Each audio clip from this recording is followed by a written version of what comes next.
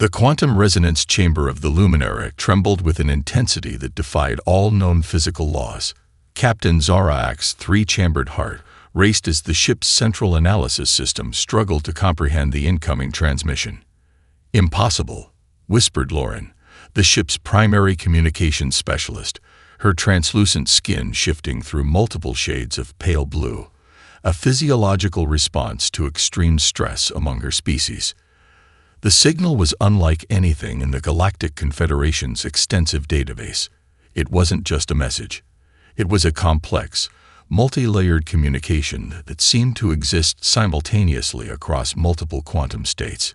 Each time the ship's advanced computers attempted to decode a fragment, the signal would reshape itself, revealing new layers of complexity. "Run the tertiary quantum analysis again," Captain Zarak commanded, mandibles clicking with a mixture of frustration and growing anticipation. The Luminara was the Confederation's most advanced reconnaissance vessel, equipped with technology that could map entire star systems in microseconds and communicate across distances that would take standard ships millennia to traverse. Yet this single transmission was pushing their systems to their absolute limits. Senior Analyst Krivax approached the holographic display, his six-fingered hands moving with precision across the quantum interface. "Captain, this is not a standard communication.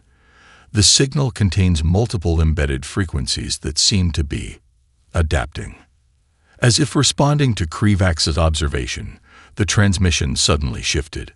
What had initially appeared as random noise began to resolve into something more deliberate. Geometric patterns emerged, then dissolved. Mathematical sequences that seemed to follow impossible rules flickered in and out of comprehension. "It's a trap," Lauren muttered, her skin now a deep mottled purple, the color of pure defensive anxiety among her species. Captain Zarak knew better. This was something else entirely. The signal wasn't just a communication, it was a challenge. A probe. Something designed to test the very limits of their technological understanding. "Triangulate the source," he ordered, mandibles spreading in what would have been a human smile, a gesture of predatory anticipation. The ship's long-range sensors began to map the signal's origin. At first, the data made no sense.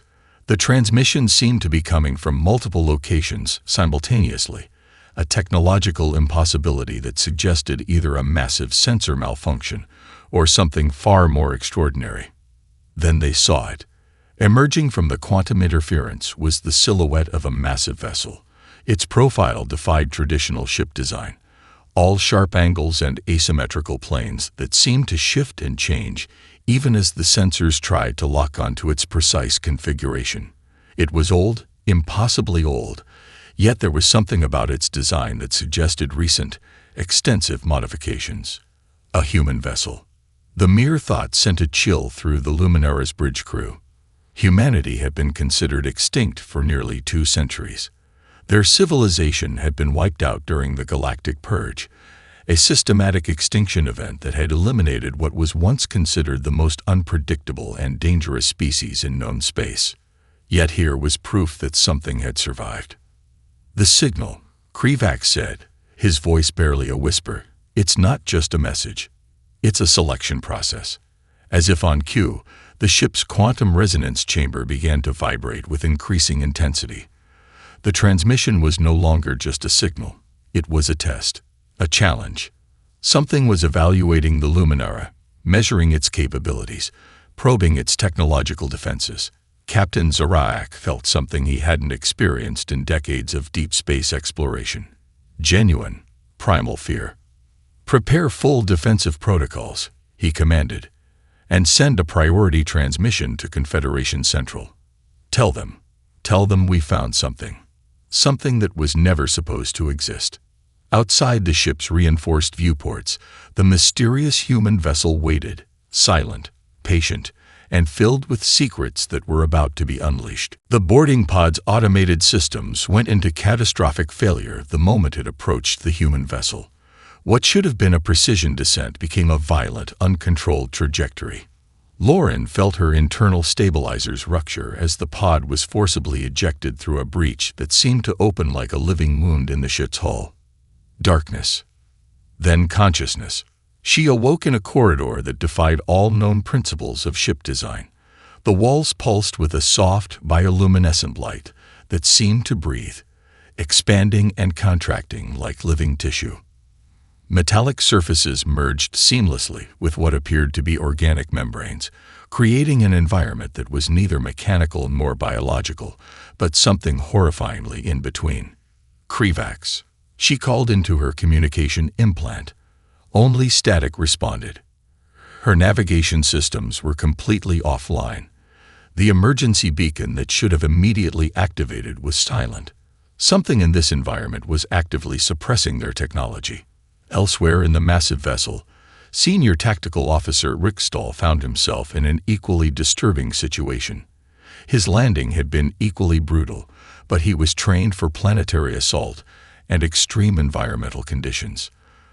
The moment he regained consciousness, his multiple eyes, a genetic modification that allowed 720-degree vision, began scanning the environment.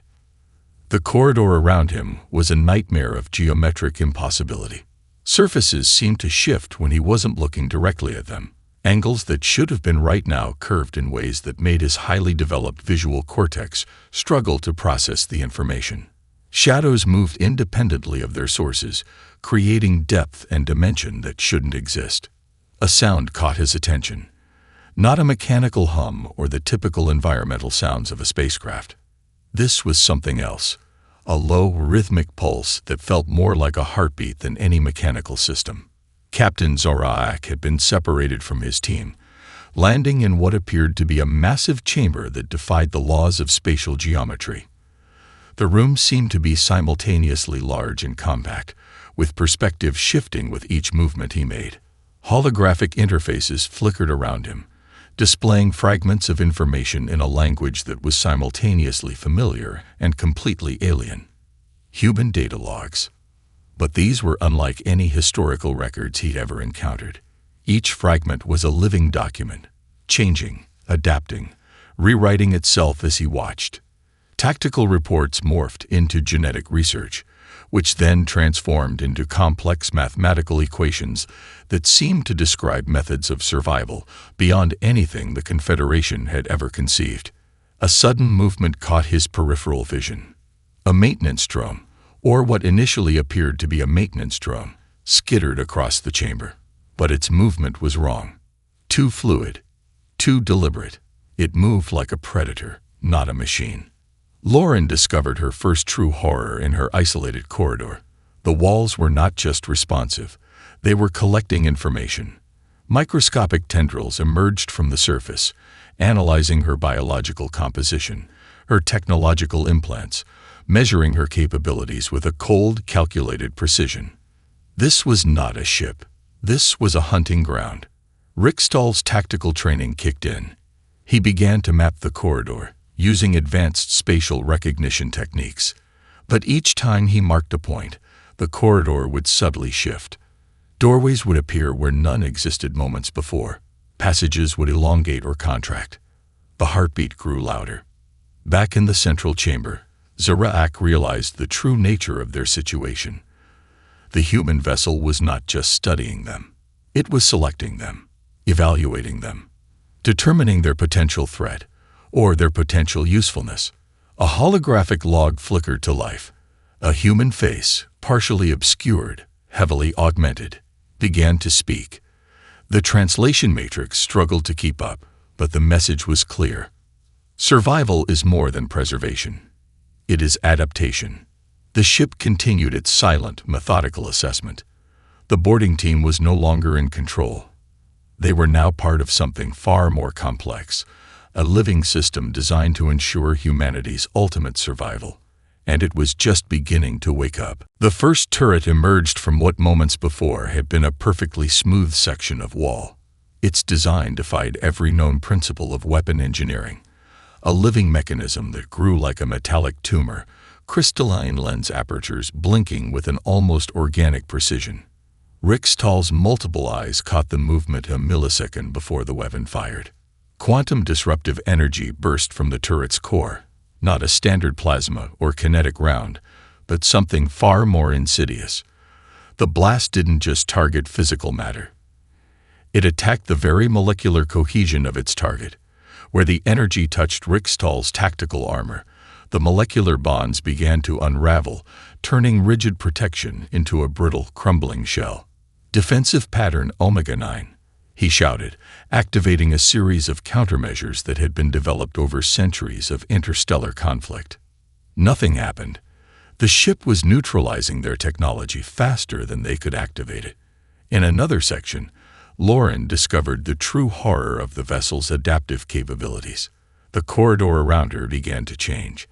Atmospheric composition shifted with mathematical precision, oxygen levels dropping, pressure increasing, temperature fluctuating in ways that targeted the specific physiological weaknesses of her species. Her communication implant crackled to life, not with a signal from her team, but with a holographic recording. A human face, heavily augmented, flickered into existence. The translation matrix struggled, but fragments of the message became clear. Not a weapon. The living response system. Adaptation is survival. Captain Zarak's situation was equally dire.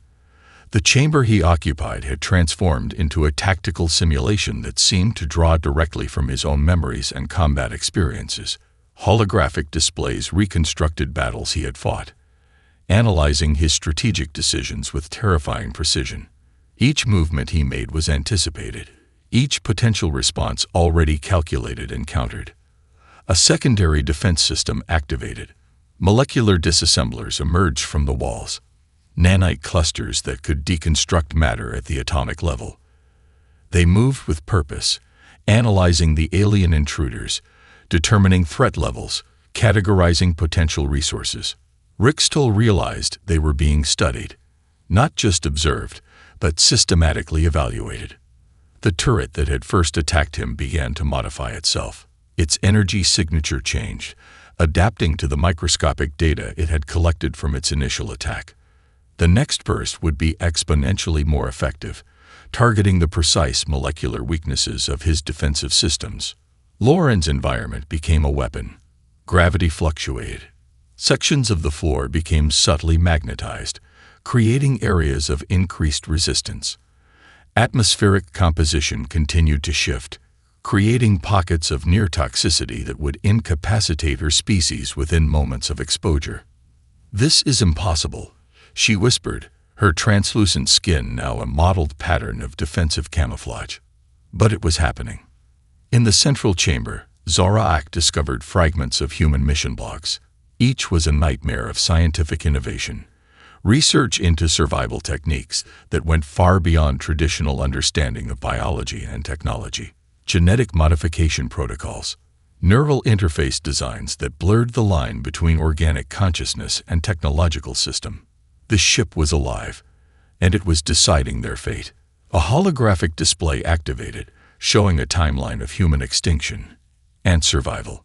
The galactic purge that was supposed to have eliminated humanity was revealed as nothing more than a temporary setback. This vessel was proof, a seed of civilization, a living archive of human potential. The defense systems continued their relentless assessment. Rickstall's armor began to dissolve.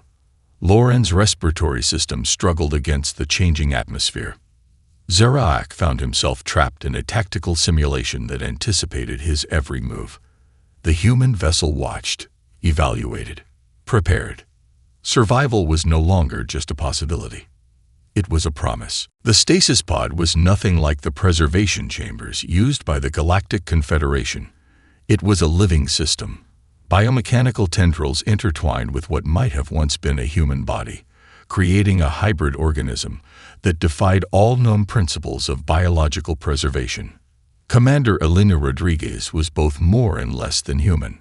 Her eyes opened, not organic eyes, but quantum state optical processors that could perceive electromagnetic spectrums far beyond normal biological limitations.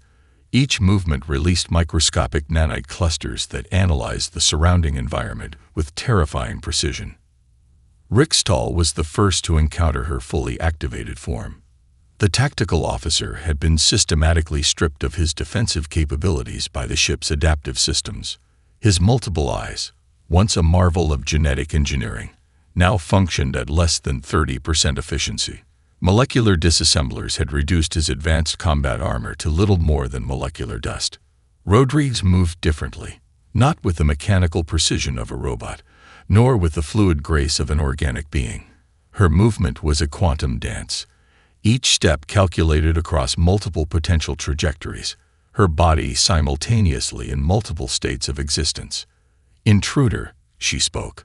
The word was both a statement and a computational analysis. Her voice was a complex emission. Sound waves modulated with embedded data packets, each syllable carrying multiple layers of information. The translation matrix in Rickstall's communication implant struggled, producing a fractured message. Survival protocol. Adaptive response. Humanity's final measure. Microscopic augmentations rippled beneath her skin. What appeared to be flesh was a complex network of biomechanical interfaces, each cell a potential weapon, each neural pathway a computational node. She was a living weapon system, designed to preserve and propagate human potential. In another section of the ship, Lauren discovered fragments of the augmentation research that had created Rodriguez. Holographic displays revealed decades of genetic and technological research, humanity's desperate attempt to survive the Galactic purge. Each file was a testament to human determination. Genetic modification protocols that could rewrite biological systems in real time. Neural interfaces that blurred the line between organic consciousness and artificial intelligence. Survival technologies that transformed the human body into an adaptive living system. Rodriguez approached Rickstall, each step releasing a cloud of nano-analytical probes. They'd moved through the air, scanning, measuring, categorizing every aspect of his biological and technological composition. "You are an inefficient system," she stated, not as an insult, but as a pure computational observation. Her hand touched his communication implant. Instead of destroying it, she began to modify it. Microscopic machines rebuilt its circuitry, expanding its capabilities beyond anything its original designers could have imagined. "Adaptation," she said, "is the only true survival strategy." Captain Zarak, trapped in his holographic simulation chamber, watched through a data feed. The ship was teaching them something fundamental about survival, a lesson humanity had learned through near extinction. Rodriguez's augmentations began to interface with the ship's systems. She was not just a survivor. She was a living bridge between human biological potential and technological innovation. Her body could become a weapon, a communication system, a data storage unit, whatever was necessary for survival. Rickstall felt his own systems changing. The molecular disassemblers that had been destroying his equipment were now rebuilding it, integrating alien technology with his own biological systems. "We were never defeated," Rodriguez said, her voice a complex symphony of human language and computational code. "We were waiting, preparing." The stasis pod continued to pulse. More pods lined the chamber, each one a potential survivor, a seed of human potential waiting to be activated. Humanity's final weapon was not a ship. It was adaptation itself. The central data core pulsed like a living heart. Captain Zarak watched in horrified fascination as holographic displays revealed the true extent of humanity's last-ditch survival strategy. This was no mere ship's archive. It was a comprehensive genetic warfare laboratory, a mobile seed bank of human potential designed to survive and rebuild civilization against all odds. Fragmented research logs began to reconstruct the story of humanity's near extinction. The Galactic purge had been more than a simple extermination. It was a systematic attempt to eliminate every trace of human potential. Entire planetary systems had been sterilized. Genetic databases were targeted. Communication networks were utterly destroyed. But humanity had anticipated this. Each holographic display told a piece of a larger narrative. Genetic modification protocols that went far beyond simple medical enhancement. These were survival algorithms encoded directly into biological systems, techniques to rapidly adapt to extreme environments, methods to rewrite genetic code in real time. biological systems that could integrate with technological infrastructure at the molecular level. A series of logs detailed Project Phoenix, humanity's ultimate contingency plan. Survival is not preservation. One log, attributed to Dr. Elena Rodriguez, presumably an ancestor of the augmented survivor, proclaimed, "Survival is evolution." The archive revealed multiple layers of genetic preservation. Not just DNA samples, but complete cognitive maps. Technological interfaces that could reconstruct entire human consciousnesses. Adaptive biological systems that could rebuild entire populations from minimal genetic material. Quantum state storage units contain more than just genetic information. They were complete cultural archives. Accumulated human knowledge, technological innovations, artistic expressions. Everything that made humanity unique, compressed into quantum data streams that could survive virtually any environmental condition. Commander Rodriguez's augmented form interfaced directly with the archive. Zorak watched in disbelief as she absorbed centuries of research in milliseconds. Her body, part biological, part technological, became a living bridge between humanity's past and its potential future. The most terrifying revelation came in the deepest layers of the archive. Humanity had not just prepared to survive, they had prepared to fight back. Genetic modification protocols showed technologies that could transform entire populations. Adaptive systems that could rapidly evolve to counter any biological or technological threat. Neural interfaces that could link human consciousness across vast distances. Technological systems that could rebuild entire civilizations from minimal resources. "We are not a species," one log entry read. "We are a concept, an idea of survival that cannot be destroyed." Microscopic data streams began to interact with the Luminara's own systems, not as an attack, but as a form of communication. The ship was learning, analyzing, preparing to integrate or neutralize the alien technology surrounding it. Rodriguez turned to Zorak, her quantum state eyes displaying multiple layers of information simultaneously. "The Galactic Purge was not an end," she stated. "It was a beginning." The genetic archive continued to pulse. Each moment revealed new layers of human potential. Technological innovations that defied known scientific principles. Biological adaptation strategies that could transform entire species. Rickstall, still struggling to understand the ship's systems, discovered something even more profound. The ship was not just a vessel of preservation. It was a weapon of potential. A mobile platform designed to rebuild human civilization, or to wage war against those who had tried to destroy it.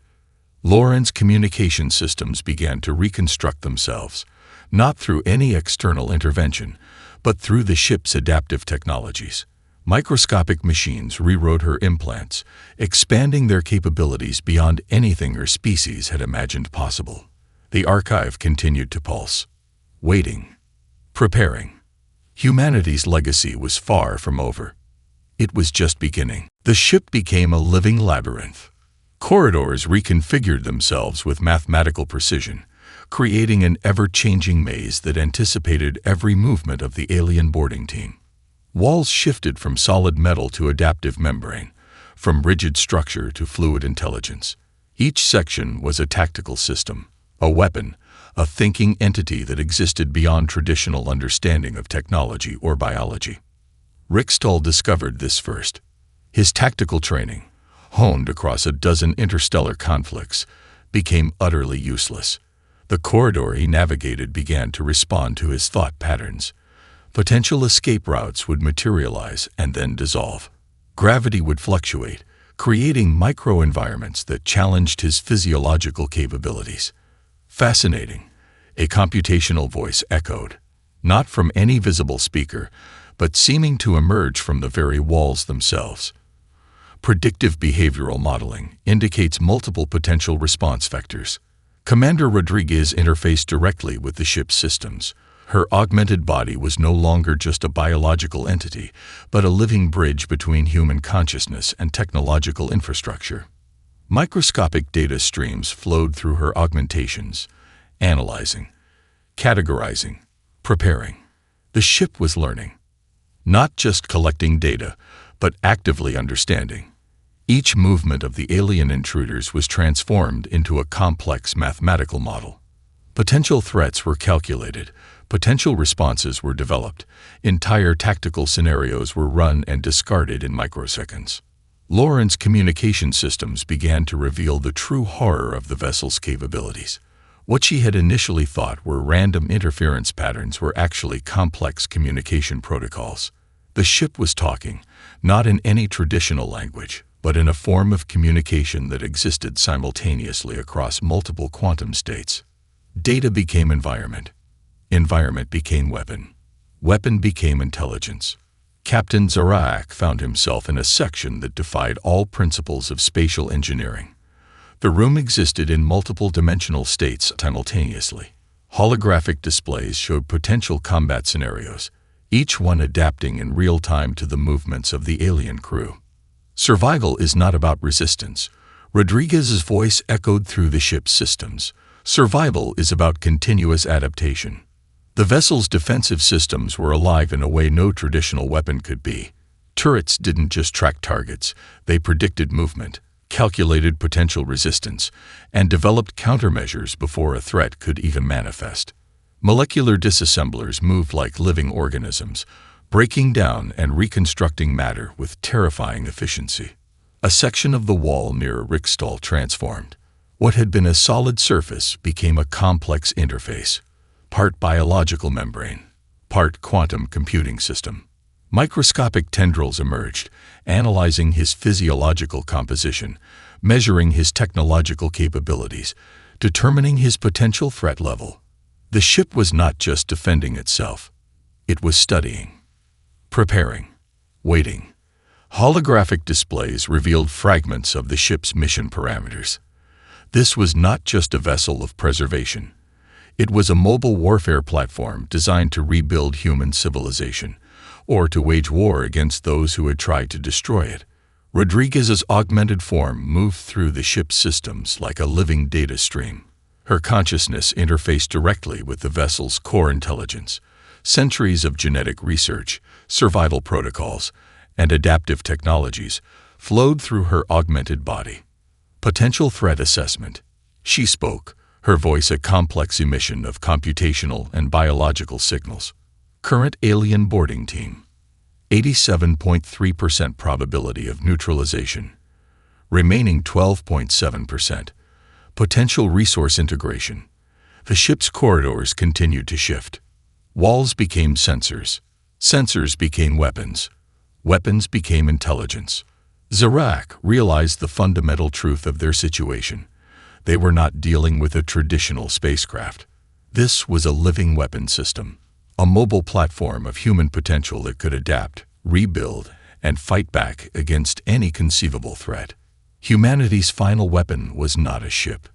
It was adaptation itself. The moment of true revelation came without warning.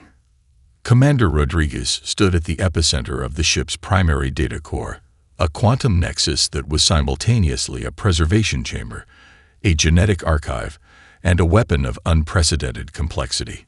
Captain Zarak watched in horrified fascination as the full scope of humanity's survival strategy began to unfold. Project Phoenix was never just about survival. Rodriguez spoke, her voice a complex modulation of human language and computational code. It was about resurrection. Holographic displays erupted around them, showing multiple layers of data, genetic archives that went beyond simple DNA preservation. These were complete cognitive maps, personalities, memories, entire human consciousnesses preserved in quantum states. Not just records, but the potential to rebuild entire generations from minimal genetic material. The stasis pods that lined the chamber began to pulse with increasing intensity. Each one was not just a preservation unit, but a potential seed of human civilization. Genetic material combined with advanced neural interfaces, creating something that transcended traditional understanding of life and preservation. Zarak's translation matrix struggled to process the flood of information. Project Phoenix was a multi-generational plan that had been in motion long before the Galactic Purge. Humanity had anticipated their potential extinction and created a comprehensive strategy to ensure their species' continuation. "We are a distributed consciousness," Rodriguez explained, her augmented form interfacing directly with the ship's systems, not bound by traditional biological limitations. The genetic archives revealed multiple layers of preparation, terraforming protocols that could transform hostile environments, adaptive biological systems that could rapidly evolve to survive in extreme conditions, technological interfaces that could reconstruct entire civilizations from minimal resources. Rickstall, still trapped within the ship's adaptive systems, began to understand the true nature of their situation. This was not just a ship, it was an ark, a seed of human potential designed to survive and rebuild when all seemed lost. Microscopic data streams began to interface with the Luminara's own systems, not as an invasion, but as a form of comprehensive analysis. The ship was evaluating the alien vessel's potential as a resource, a potential ally, or a threat to be neutralized. The Galactic purge was a miscalculation, Rodriguez continued. They thought elimination was possible. We proved that survival is a choice. The genetic archives showed the depth of human preparation, multiple backup plans, redundant preservation strategies, adaptive technologies that could rebuild entire ecosystems, entire civilizations from minimal genetic material. Each archive was a testament to human determination. Lauren's communication systems began to reconstruct themselves, interfacing with the ship's adaptive technologies. She could feel her own physiological systems changing, expanding beyond their original limitations. Integration is more efficient than elimination, the ship's computational systems announced, not as a threat, but as a pure mathematical observation. The stasis pods continued to pulse. Each one contained not just genetic material, but the potential for entire generations. Preserved knowledge, adaptive technologies, the collective potential of human civilization, waiting to be reborn. Zarak realized the fundamental truth of their situation. This was not a derelict ship. This was a living weapon, a mobile platform of human potential designed to survive, adapt, and ultimately rebuild. Rodriguez turned, her quantum state eyes displaying multiple layers of information simultaneously. "We were never defeated," she stated. "We were waiting, preparing." The ship's contingency protocol began to activate fully. Adaptive systems expanded. Genetic archives prepared for potential deployment. Neural interfaces calibrated. Everything was a potential resource. Everything was a potential tool for survival.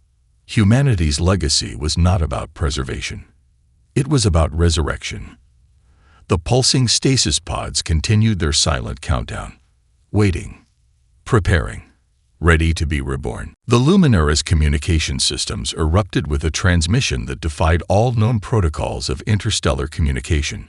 It was not a message. It was a declaration. Quantum encrypted data streams poured from the human vessel, bypassing standard communication barriers, penetrating the Galactic Confederation's most secure networks. Captain Zarak watched in stunned silence as the true depth of humanity's survival strategy became manifest. Commander Rodriguez stood at the epicenter of the transmission, her augmented form a living bridge between technological potential and biological consciousness.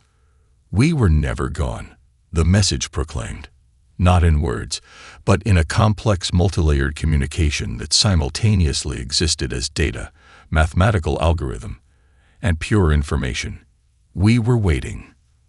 The transmission contained more than simple communication. It was a comprehensive archive of human potential, genetic databases, technological innovations, cultural memories, survival strategies that had been developed over centuries of anticipating total extinction. Each data packet was a seed of possibility, a testament to human resilience. Rickstall's tactical systems began to interface with the transmission. What should have been a hostile data stream became something else entirely. The human vessel was not just communicating, it was offering a choice: adaptation or obsolescence. The Galactic Confederation's historical records of the Purge began to rewrite themselves. Fragments of suppressed information emerge. The true extent of human resistance, the depths of their preparation, the technological innovations that had been hidden away. Entire chapters of galactic history were revealed to be nothing more than a carefully constructed narrative of human elimination. Lauren's communication implants underwent a fundamental transformation. The ship's adaptive technologies were not just interfacing with her systems, they were expanding them. Biological limitations became technological opportunities. Her very perception of reality began to shift. Survival is a collaborative process. Rodriguez's voice echoed through multiple communication channels, not a competitive one. The transmission contained multiple layers of potential interaction. Technological exchange protocols, genetic adaptation strategies, cultural preservation methodologies. It was an invitation and a warning. Humanity was offering its accumulated knowledge, but on its own terms. Zarak understood the fundamental truth of the moment. This was not a traditional first contact scenario. This was a resurrection. Stasis pods throughout the human vessel began to activate, not just genetic archives, but complete cognitive systems, preserved consciousness waiting to be reborn. Each pod represented a potential future, a seed of human civilization ready to bloom. The Luminaris systems began to integrate with the human vessel's transmission, not through force, but through a complex dance of technological adaptation. Quantum state communication protocols expanded, biological interfaces transformed. The very definition of communication began to change. We are not what you remember, the transmission continued. We are what we choose to become.